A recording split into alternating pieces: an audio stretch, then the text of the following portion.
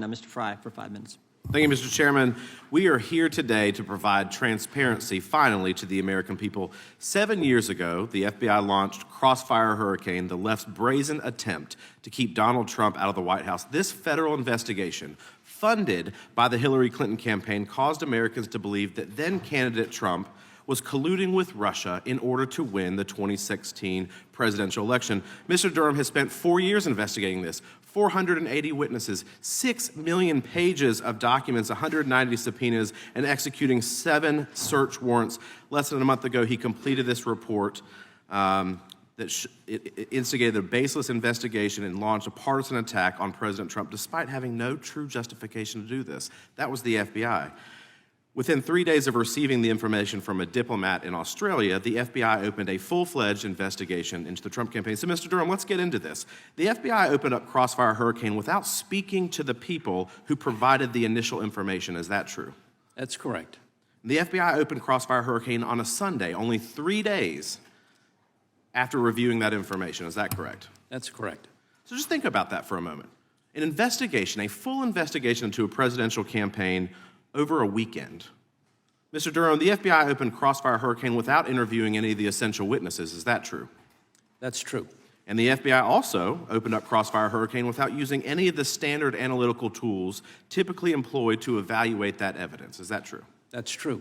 So think about that. The FBI never talked to the people who gave them the intelligence information. They never examined their own witnesses. They never interviewed the witnesses. They never corroborated the dossier. Mr. Durham, if the FBI had done these things, if they had done their homework, would it have found that its own Russian experts had no information about President Trump being involved with Russian leadership or Russian intelligence officials? Yes. So then, was there adequate predication for the FBI to open Crossfire Hurricane as a full investigation? On July 31st, in my view, based on our investigation, there was not a legitimate basis to open as a full investigation. An assessment is something that had to be looked at, gather information, such as interviewing the people who provided the Papadopoulos information, checking their own databases, the databases of other intelligence agencies, and the standard kinds of things that you would do in an investigation like this.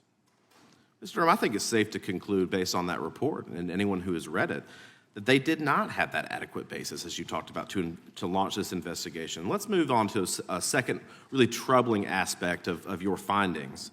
From the report, I gathered that key FBI leaders, all the way at the top, were predisposed to go after candidate Trump. This bias likely affected the conduct of FBI personnel in this investigation. Is that true? Yes. Can you describe that for a moment? How did confirmation bias play into this? Confirmation bias, as was alluded to, has to do with our human tendency to accept things that we already think are true and to reject anything else. In this instance, there are any number of significant red flags that were raised that were simply ignored. If there's evidence that was inconsistent with the narrative, they didn't pay attention to it. They didn't explore it. They didn't take the logical investigative steps that should have been taken. Let's see how real this bias was. FBI Deputy Assistant Director Peter Strzok drafted and approved the Crossfire Hurricane opening communication. Is that correct? That's correct. And in your investigation, your office discovered text messages between Strzok and Lisa Page, who was the special assistant to the FBI Director McCabe, expressing strong bias against candidate Trump. That's true. For the record, let me read aloud. This was generated by staff, but this would look like their text messages.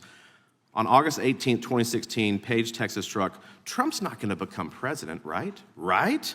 And Strzok responded by saying, no, he's not. We'll stop it. It's clear that there was no evidence of Russia collusion with the Trump campaign in 2016.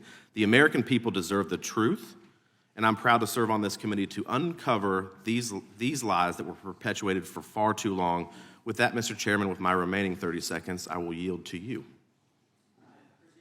See the chairman yielding back. We'll wait for my time. We'll now recognize the gentlelady from